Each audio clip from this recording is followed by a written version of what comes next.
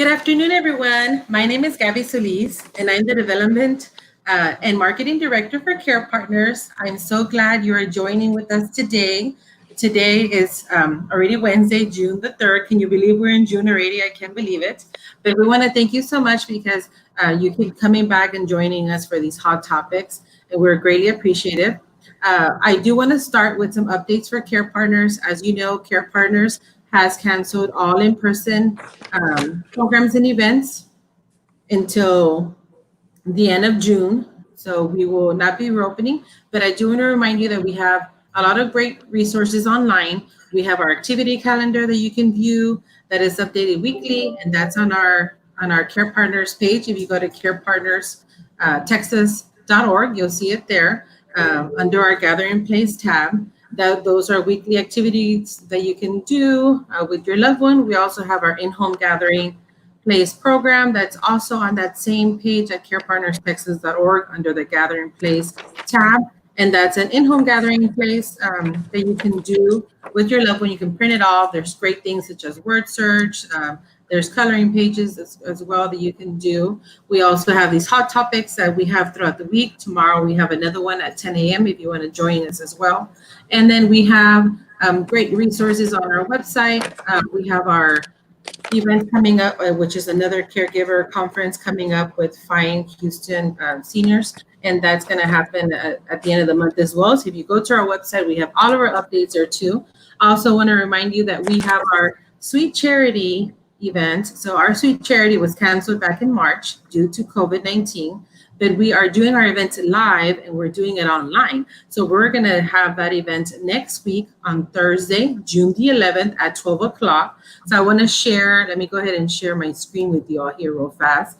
And I want to share the invite with you because I want to make sure everyone knows about it. And also I want to hopefully that everyone can invite someone. So if you can see here, this is our Sweet Charity page. If you go to carepartnerstexas.org/Sweet Charity 2020, and I'll have this information for you all at the end as well.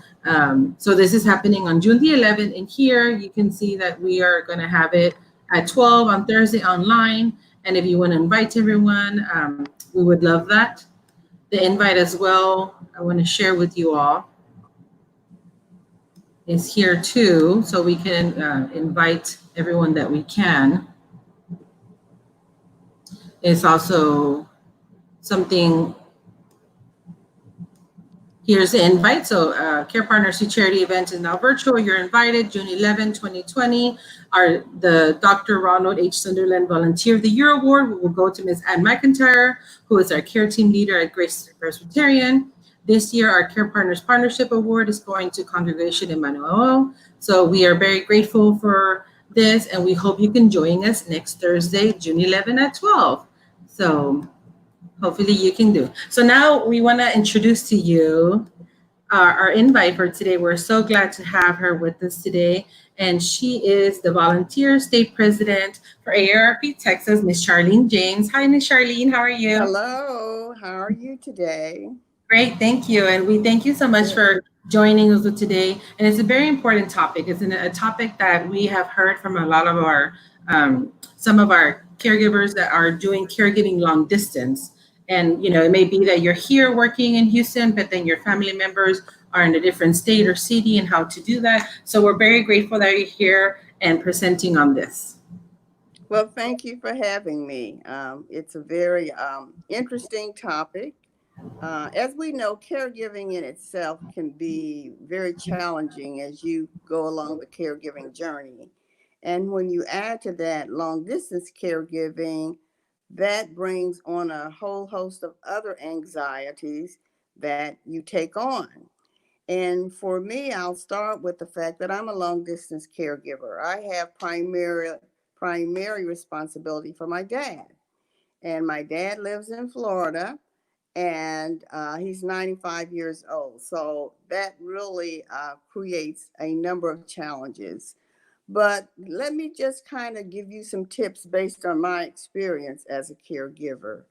I was fortunate in that I had worked in the field of aging here in Houston, so that I knew a lot of the resources that were available and those that may extend to other states as well. So I came into this caregiving role with that background. One of the things that I started with, because he was being discharged from the hospital, was really the assessment of need. And I would say that to anyone, that you have to start with saying, what is it that your loved one in another state or another city needs, be it medical, social services, etc. And we have developed, AARP has developed a Prepare to Care book. And that book really kind of walks you also through some steps in terms of putting a plan of action together. And that's how I started. What were his needs in terms of the medical, social, human services, etc. But depending on his or her living situation, and my mother's deceased, you had to think about the home environment as well. What will be required for his supportive services and just the home in general. Many older adults, as we know, prefer to live in their home and grow gracefully in their homes. And what that means is that you also have to make arrangements to take care of the house, security, yard maintenance, and what other repairs that might be needed. So, we go through that step. Let me back up to say one of the things that I recognized, and it's important to say, is that where we can, we always must include the care recipient in our decision making process, because part of that independence that they still may have includes their ability to say yes or no to arrangements that are being made. And so I always will ask my dad, and I would encourage others where it's possible to include them in the decision making process as to what is going on. We know that our parents, regardless of what age they are and what age you are, will kind of remind you sometimes that they are the parent. So I was very mindful of that as I went through this whole process. Um, One of the things that I did as a part of the assessment was, what kind of help will he need in home? Uh, what does he need? The coverage that he needs, the level of skill that's required, and otherwise. And so I went through that. For me, having been familiar with the Area Agency on Aging network, I immediately went to the local Area Agency on Aging resource to help start developing the care plan and other things that my dad would need. It's important for you, and I know for many people, maybe they won't be able to actually travel and do some of this work, but identify through local resources where you already live, what are some of those resources that might be available elsewhere. AARP is an excellent resource for local resources that are available, but because of their national network, they can also refer you to other organizations that can help you. And so I would encourage you to go on their website, and I know you will show that soon, to identify what resources are available for a caregiver. Yes, and we can share screen this now so we can take a look Okay. at it. The Um, Right. The other thing that I was very mindful of is when you have an older adult living in the home, whether he is alone or not, you always need gatekeepers so that there is a check and balance to see what is going on, and it's safe. Sometimes, for my dad, he enjoys talking to the mailman. The mailman is the person that kind of, you know, keeps him up to date and talks to him and checks on him. For other individuals, it may be that neighbor across the street. But think about a gatekeeper who can do those kind of checks on the person for whom you are caring. As you bring in outside help, you either will be going through agencies. Uh, Sometimes people have word of mouth referrals.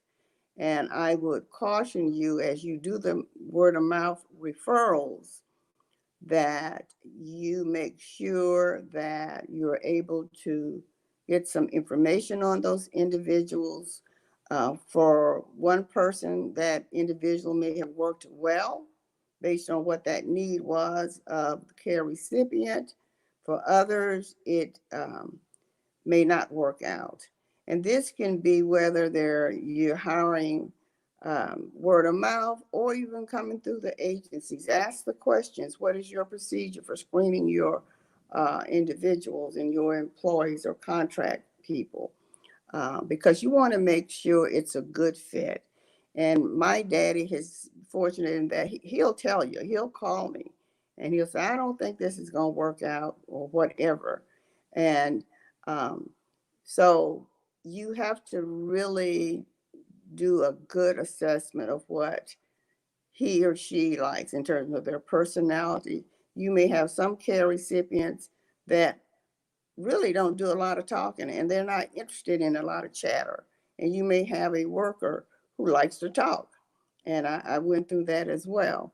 So, where you can, try to make that good fit. Establish a rapport with his or her medical team so that they know who you are, although you're calling long distance, and on occasion you may go visit them when you're in town. But establish that rapport. Know what is really needed for your loved one, the medications, uh, what agency or business will be fulfilling his medications or are his medication needs secured or procured online. All of that goes into your development of that long distance plan. Talk with agency staff.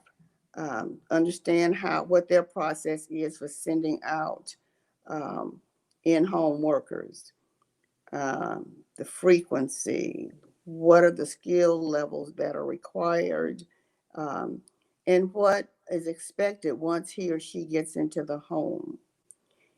Clarify those roles and tasks so that there's no misunderstanding as to who's available. You must also be very mindful of what are the security needs now that your person is at home. He or she may be by him or herself, they may not, but still, security is important because you want to make sure it's a secure environment. You want to make sure that his or her in home workers understand that you're not welcoming visitors if that's the case. All of that goes into having a workable plan and arrangement with the caregiver and the care recipient. So it's very important. And as we talk about security, let's also be very mindful of fraud because that is an opportunity for fraudulent activity, whether they're calling the home or someone is knocking on your door saying that they have the perfect device for someone who may be not as mobile, etc. So be mindful of all of that, all of the mail that comes in that invites care recipients to respond.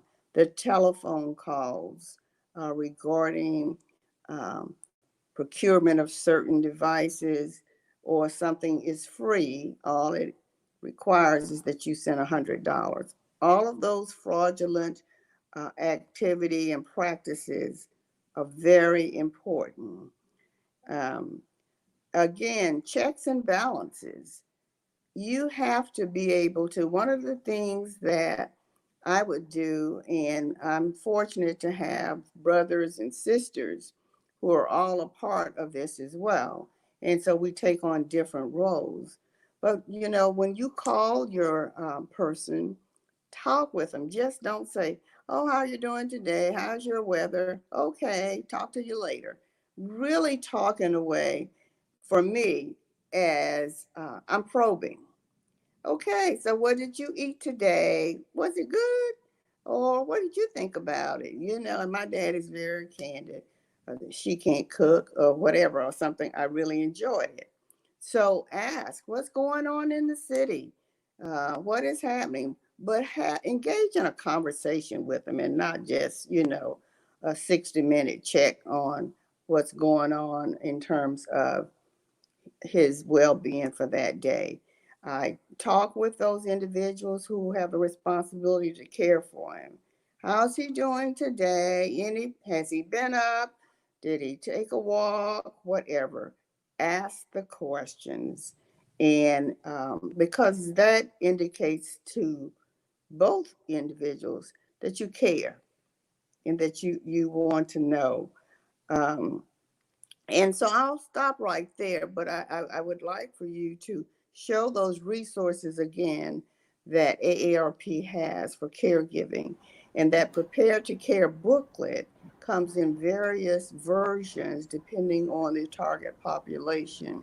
But it walks you through the development of the care plan and each of those steps that you take, starting with the conversation with family. That is so important because it may be you as the only one, or you may be joined with other siblings or aunts, uncles, etc. So start with having that conversation. And it's also an opportunity for you to start thinking about yourself, you know, especially if you have children that live in other cities, etc.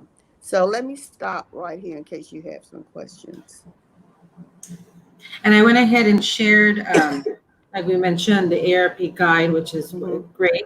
And here you can download it at arp.org/caregiving, prepare to care Mm-hmm. planning guide, which is a great guide, like you mentioned, to Mm-hmm. have, because if you are planning everything from, from your home and they're in a different state or city, then that's a great way to keep everything together. I highly encourage that too, because I know that having something in writing that you can easily just if it's emergency happening, you can easily Mm-hmm. just grab. Mm-hmm. And if the doctor is on the phone with you because you're their medical power of attorney, you have it, or you're their medical emergency contact, you'll have everything there, correct? Like Mm-hmm. there are, I remember for I'm a caregiver to my mom, and the first thing when I'm not there and I'm her contact for emergency, the first thing they ask me is, what medicines does she take? And she Right. takes so many, like I can't remember them all, and they're constantly changing. Every doctor's Mm-hmm. visit, I feel that they lower her dosage or they up it, or is it Mm-hmm. medicine? So I have that guide and I have it there. So even though I'm constantly editing it, I have it so that way if Mm-hmm. I pop it open, I can tell them exactly what she's having, because in a case of emergency like that, it's very Mm-hmm. helpful. So I Mm-hmm. do encourage that. And like I mentioned, it's in our comment section, the link of where to download that. And it's also being broadcast here on the ticker, so you can see it too. And Mm-hmm. then right now we don't have any comments, but anything else you wanted to end with that you wanted Well, some more I know caregivers? right now we're kind of in the virtual environment, um, but when we have the opportunity to do face-to-face presentations, AARP and various cities across the state have district offices where they are scheduling caregiver-related programs. And so I would encourage you again to go to AARP's website um, and check to see what's going on. And I failed to mention this, and this is very important. Take care of yourself as caregivers, because when you're a long distance caregiver, that added anxiety because you're not there. You can't go over to the house. You can't run by whatever, but take care of yourself. because that's crucial. And, sometimes the care recipient may understand that you're sounding stressful or you're very worried or whatever, and that's natural. But take care of yourself. And again, I would say that utilize the resources, they're out there, and pace yourself in trying to put all of the pieces together. I know many times we start this caregiver journey when it's a crisis. You get that phone call and say, hey, this is what needs to happen. And I've been there as well, where you get on the plane and you just go. um, but let's use this also as an opportunity for us to say, I need to put some things together and make sure that my wishes are known relative to my care uh, when I need it. So I thank you for having me on. And I would encourage all the individuals really to take care of themselves, but to take care and to utilize the resources. In Houston, we are very fortunate. We have so many resources, but start with the AARP Prepare to Care resource, the Mhm. online resources, and I know Care Partners offers resources as well. And, just take care of yourself and take care of your loved one. Yes, I love that we're ending with that because as a caregiver, you got to make sure it's self-care first. Right. Fill your cup first, and then you can Mhm. fill it with others, is what Yeah, one of yeah, the yeah. sayings is. That's true. So That's that's true. true. So, Ms. That's Charlene, true. thank you so much once Oh, again you're for joining welcome. us. You're And we welcome. appreciate all the partnerships that we have with ARP Texas. We're Hmm. so grateful to have you and to partner with you and for everything that you do in the community. We appreciate Okay. Well, thank you and have a it. good day and be safe. Thank you. And then I just want to remind everyone again for Care Partners for you to visit our website that is here, carepartnerstexas.org. There, like she mentioned, we have resources that are available to you as a family caregiver. Also, information on our programs that we have, even though right now we're not meeting in person, we do have programs online that we feel are very helpful. And like I mentioned in the beginning, we have these activity calendars that you can do at home. We have our gather in place in-home guide as well that you can do. We also have a common ground support group, and that support group is tomorrow as well, Thursday. So if you go to our website, again, you'll see all that information under the common ground tab, and that's through Zoom. So that's a support group for family caregivers, and we would love for you to join. And like I mentioned, again, next week, June 11th, is our Sweet Charity event, and we would love for you all to join us. So thank you so much for joining us today, and thank you so much, Ms. Charlene, once again from AARP Texas for being here. And we hope to see you soon. Have a great day. Bye.